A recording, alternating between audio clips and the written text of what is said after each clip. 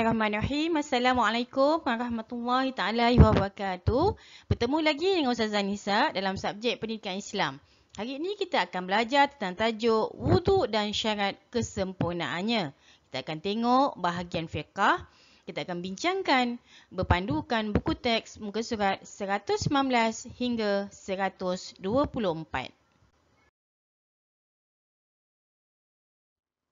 Standard pembelajaran untuk tajuk ini ialah 4.51. Murid boleh menyatakan maksud, hukum dan dalil nakli serta rukun-rukun wuduk. 4.5.2 menjelaskan kelebihan wuduk dari sudut sains. 4.5.3 menyenaraikan perkara-perkara sunat dan makruh ketika berwuduk. 4.5.4 menyatakan perkara-perkara yang membatalkan wuduk. 4.5.5 menunjukkan cara-cara berwuduk yang sempurna dan 4.5.6 menerangkan hikmah berwuduk. Jadi hari ini kita akan bincangkan kesemua tajuk-tajuk ini. Ustazah harap anak-anak dapat memahami apakah dia wuduk, maksud dia apa dan bagaimanakah melaksanakan wuduk dengan betul. Boleh anak-anak sebutkan anggota-anggota wuduk? Jom kita tengok. Boleh Ustazah Nisa. Anggota-anggota wuduk ialah wajah, hidung, mulut, tangan, telinga, kepala, lengan dan kaki. Apakah maksud wuduk dari segi bahasa dan istilah? Bahasa ialah bersih, elok dan bersih. Istilah pula bermaksud membasuh anggota tertentu berserta niat. Nyatakan hukum wuduk sebelum melakukan ibadat. Hukum wuduk yang wajib ketika menunaikan solat dan tawaf, ketika memegang atau membawa mushaf Al-Quran. Hukum wuduk yang sunat ketika berhadas kecil, ketika membaca Al-Quran, ketika melaungkan azan dan iqamat. Dalil wajib berwuduk. A'udzubillahi minasyaitonirrajim. Ya ayyuhalladzina amanu idza kuntum ila shalah faghsilu wujuhakum wa aydiyakum ilal marafiq wamsahu bi ru'usikum wa arjulakum ilal ka'bain. Surah Al-Maidah, juzuk 5 ayat 6 yang bermaksud, wahai orang yang beriman, apabila kamu hendak menunaikan solat, maka basuhlah muka dan tanganmu hingga ke siku, serta sapulah kepalamu dan basuhlah kaki hingga kedua-dua buku lali. Senaraikan rukun-rukun wuduk. Ada 6 rukun wuduk. Yang pertama, niat berwuduk ketika membasuh muka.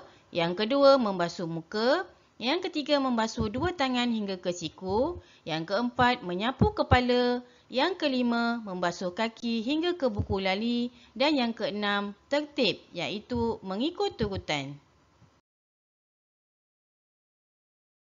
Perbuatan sunat wuduk ada 7 di sini. Yang pertama, membaca basmalah.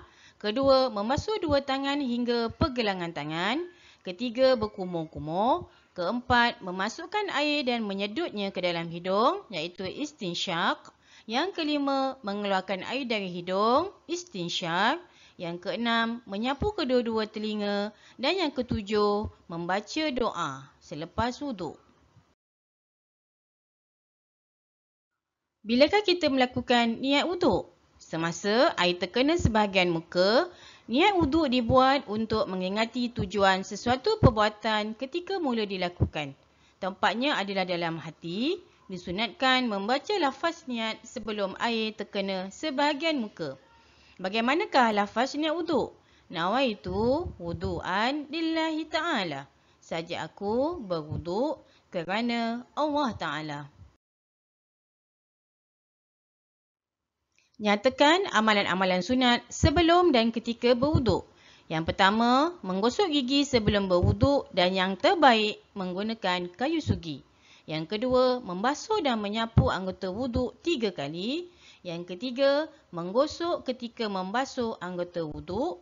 Yang keempat, melebihkan kawasan basuhan muka, tangan dan kaki. Yang kelima, menyelat janggut dan jambang yang tebal bagi lelaki. Yang keenam, mendahulukan anggota kanan daripada anggota kiri. Yang ketujuh, menyelat jari tangan dan kaki. Dan yang kelapan, menyapu seluruh kepala. Membaca doa selepas wuduk adalah hukumnya sunat. Jom sama-sama kita membaca doa selepas wuduk. Asyhadu an la ilaha illallah wahdahu la syarikalah. Wa asyhadu anna Muhammadan abduhu wa rasuluh. Allahumma ij'alni minat tawabin. Waj'alni minal mutatahhirin. Waj'alni min ibadika solihin. Maksudnya, aku bersaksi bahawa tiada Tuhan yang disembah melainkan Allah Subhanahu wa taala dan Nabi Muhammad sallallahu alaihi wasallam hamba dan pesuruhnya. Ya Allah, ya Tuhanku, jadikanlah aku dalam kalangan orang yang suka bertaubat. Jadikanlah aku orang menyucikan diri dan jadikanlah aku dalam kalangan orang yang soleh. Perkara-perkara makruh ketika berwuduk. Yang pertama, menggunakan air secara berlebih-lebihan, membasuh atau menyapu melebihi 3 kali, berkumur-kumur dan beristinsyak secara berlebih-lebihan, mendahulukan anggota kiri ketika membasuh tangan dan kaki, menampar air ke muka ketika membasuh muka, mengelap anggota wuduk selepas berwuduk. Apakah pula perkara yang membatalkan wuduk? Yang pertama, keluar sesuatu daripada kubul atau dubur, tidur dengan cara tidak tetap punggung ke lantai, hilang akal dengan sebab pitam, mabuk, gila atau sakit, bersentuhan kulit antara lelaki dengan perempuan bukan mahram, menyentuh kemaluan manusia dengan tapak tangan atau perut jari dan menyentuh lingkaran dubur dengan tapak tangan atau perut jari.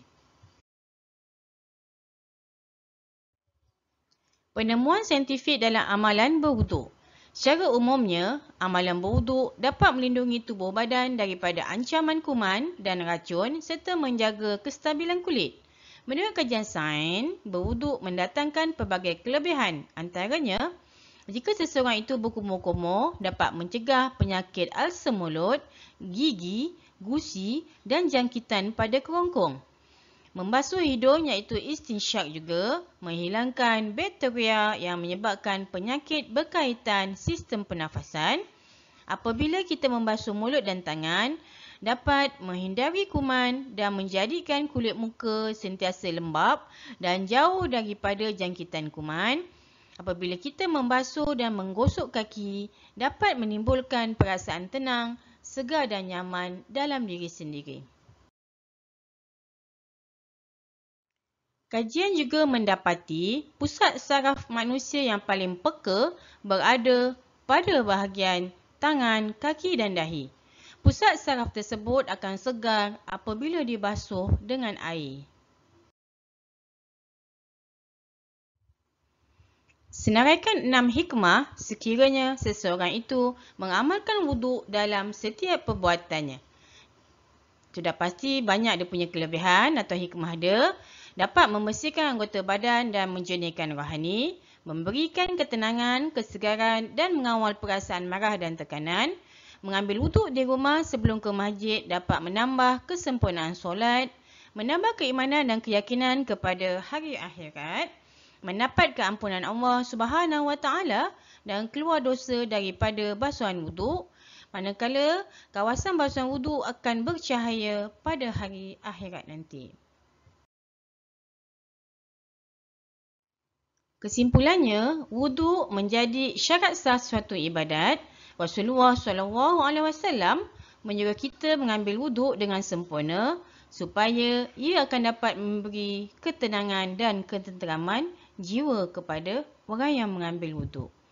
Ayuh kita ikut saranan Rasulullah SAW agar sentiasa berwuduk dalam setiap perbuatan kita. Sekian, terima kasih. Jumpa lagi. Assalamualaikum.